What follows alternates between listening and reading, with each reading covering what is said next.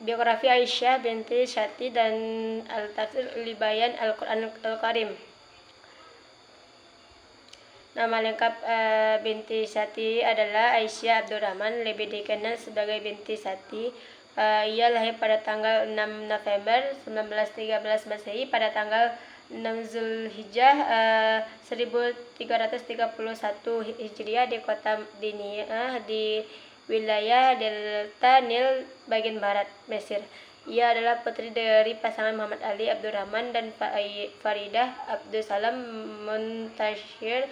Keduanya tokoh agama lulusan Universitas Al-Azhar. Dari pihak ibunya, kakeknya Syekh Ibrahim Ad-Dahuji Al-Kabir juga dikenal sebagai salah satu ulama besar Al-Azhar. Sejak kecil, binti Syati tumbuh dalam keluarga yang religius dengan latar belakang ekonomi dan intelektual yang terpandang. Meskipun masyarakat pada saat itu masih berpandangan inkonsensus terhadap pendidikan perempuan, orang tuanya telah mempersiapkan sejak dini untuk menjadi seorang ulama perempuan. Pada usia 5 tahun, ia memulai pendidikan formalnya dan berhasil menghafal Al-Quran di Madrasah Al-Kutub. Di waktu menyelesaikan gelar magisternya, ia menikah dengan gurunya Profesor Amin Al-Kuli, seorang pakar tafsir. Berkat pernikahan dan bimbingan intelektualnya, minat terhadap studi tafsir tumbuh. Puncak kontribusinya di bidang ini adalah karya monumentalnya Al-Tafsir Al-Bayan lil Qur'anil Al-Karim yang terbit pada tahun 1962. Latar belakang penyusunan kitab Tafsir Al-Bayan lil Qur'an Al-Karim. Bahasa Arab, bahasa Al-Quran memiliki keindahan yang unik dan tak terlindungi. Bahkan Umar bin Khattab, salah satu sahabat Nabi, memeluk Islam setelah mendengar adiknya membaca ayat-ayat dari surat Toha.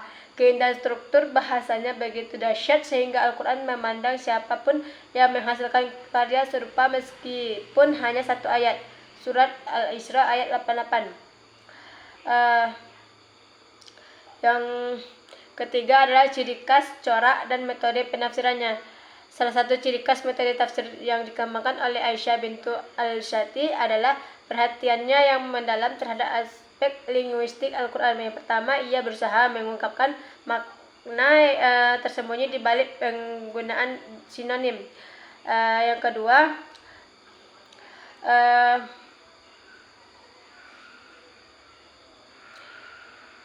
ia menyoroti sifat mukjizat Al-Quran melalui analisis frekuensi pengulangan kata. Ketiga, ia menekankan pentingnya keterkaitan antara ayat dan surah dengan mengaitkannya dengan aspek balaghah.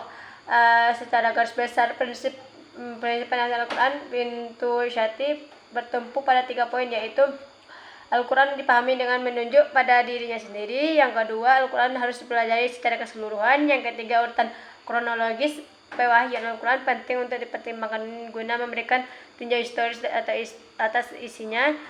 Metode penafsiran sastra dimulai dengan menggunakan ayat dan dengan mengumpulkan ayat-ayat Al-Quran yang berkaitan dengan tema tertentu yang dikaji. Selanjutnya, perhatian diarahkan pada penggunaan kosakata Al-Quran dengan mempertimbangkan keseluruhan struktur redaksi.